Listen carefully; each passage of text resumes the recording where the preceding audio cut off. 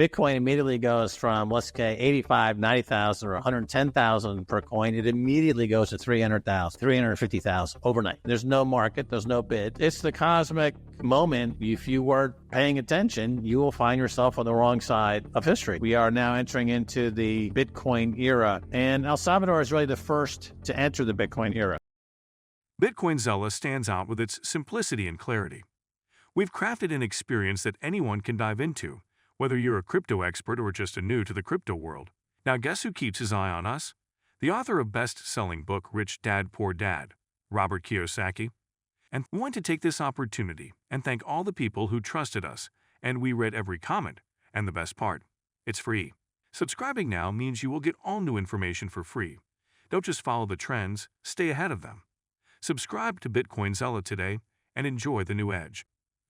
Max Keiser discusses the importance of Bitcoin and its impact on the global economy. He explains why El Salvador is an important topic for him and how Bitcoin can potentially transform society. Keiser emphasizes the role of Bitcoin in demonetizing violence and promoting peace and love. Bitcoin has changed the world, and as we said, and as we started to say in 2011, that Bitcoin is going to totally transform the global economy and global society, and the notion of the nation state will go the same way as the central bank, and that is to say, become extinct. So central banking, which is approximately a 300-year-old experiment, as well as the nation state, which is, you could say, approximately the same a number of years as an experiment in governance, these two are coterminous. They will both collapse at the same time as societal models. And we are now entering into the Bitcoin era. And El Salvador is really the first to enter the Bitcoin era. So El Salvador is coming out of a 40, 50-year kind of social nightmare, really. They had a civil war and then a gang war. And then President Bukele made Bitcoin legal tender. And President Bukele is very much orange-pilled and sees the future of governance, state governance, as a decentralized model to kind of mimic what we see in Bitcoin. So this is the future. I'm living in the future when I'm living in El Salvador. And El Salvador now is like buying Bitcoin back in 2011 at $1 or $10 or $100. You get El Salvador at the price you deserve. Experts in the cryptocurrency space believe that Bitcoin's long-term performance will remain strong, regardless of the outcome of the 2024 U.S. presidential election. According to a report by Tanya Mitchell for CNBC, Stephen Lubka, head of private clients at Swan Bitcoin, predicted that Bitcoin will likely reach six figures by 2025, whether Donald Trump or Kamala Harris wins. He stressed that Bitcoin's growth is driven more by global fiscal and monetary conditions rather than U.S. political leadership. Fears surrounding a potential Harris presidency and its impact on Bitcoin are overblown, noted James Davies, co-founder of Crypto Valley Exchange. While U.S.-based crypto startups could face some difficulties, Davies explained that Bitcoin's increasingly institutionalized presence, particularly with the rise of Bitcoin ETF, will enable the cryptocurrency to thrive in the long term.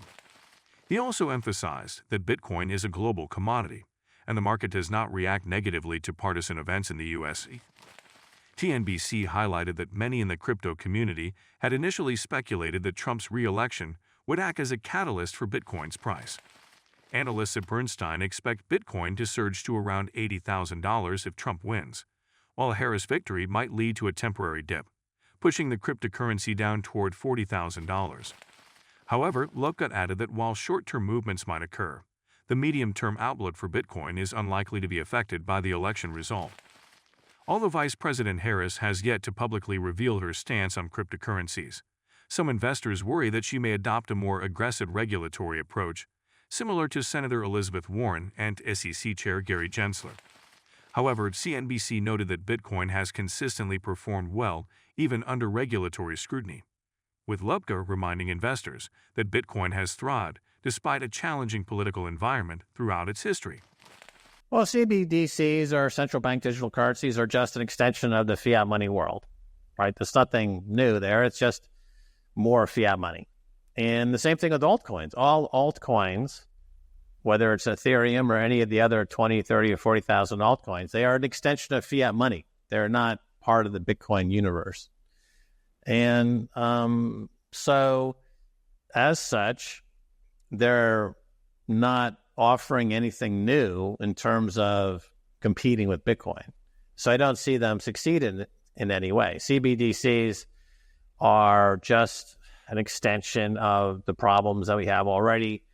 It's just more centralization. So centralization of the fiat money world and the central banks causes all the problems, and CBDCs are an attempt to make it even more centralized. So they're going in the wrong direction. They're doubling down on centralization, which of course means that they are expediting their own failure.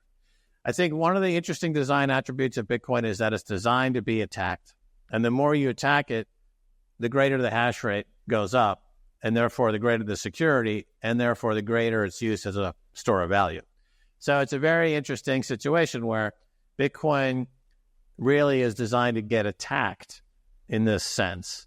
You know, if nobody hated Bitcoin, it wouldn't be as successful as it is today. We need people to hate Bitcoin and try to attack Bitcoin to make it obvious that it's immutable, indestructible, and on its permanent vector. It's just we're at that phase where you have the darkest moment before the dawn, right?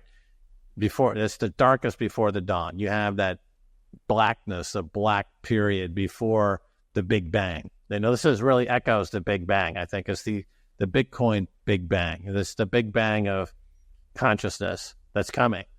And that's where I see CBDCs. I don't see them having any material impact whatsoever. It's just a last gasp of a dying fiat money mentality. And with Bitcoin, the progress and success of Bitcoin is inevitable. There is no stopping Bitcoin vector. There's no human ability to stop it. It's like gravity or any unstoppable force. El Salvador is now, because it's aligned itself with Bitcoin, has become equally unstoppable and equally inevitable. You know, El Salvador is now the one true indispensable country in the world, not the United States. They used to have that title up until a few years ago. But now the U.S. is dispensable. You know, the U.S. could come and go and the world wouldn't change much. But with El Salvador, the world recognizes that it is that North Star. It is the guiding light, the beacon of hope and freedom, the shining city on a hill. The Statue of Liberty is now a volcano in El Salvador.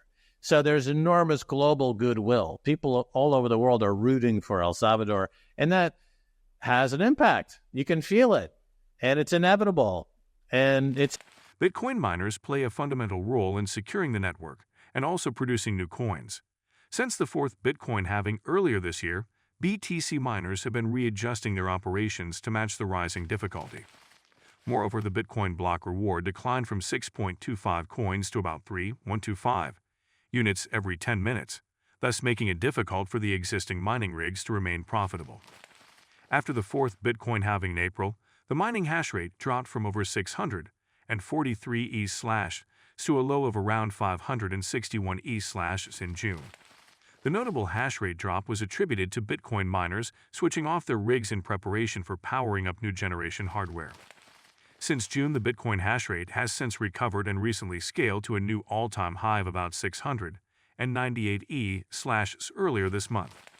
However, the Bitcoin hash rate has since stabilized around 573 ETH/s, as the mining difficulty rallied to a new all-time high of about 92.67 TH on Tuesday, September 11.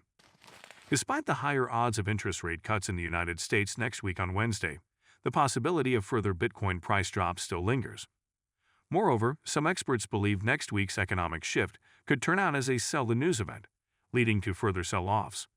As a result, on-chain data shows that both short-term Bitcoin holders and miners have been selling recently. According to on-chain data provided by Sentiment, Bitcoin miners have sold over 30 QBTs, worth over $1.7 billion, in the past 3 days. However, the heightened Bitcoin sell-off from miners and short-term holders has been absorbed by whales, led by U.S. Spot Bitcoin ETF. And do not forget to subscribe to Bitcoin Seller. The most important news will reach your inbox on a daily basis and for free. I do not know why you have not subscribed yet. If you like the video, give it a thumbs up and subscribe for more daily updates. Remember, knowledge is power, and we're here to empower you on your financial journey. Until next time, happy investing.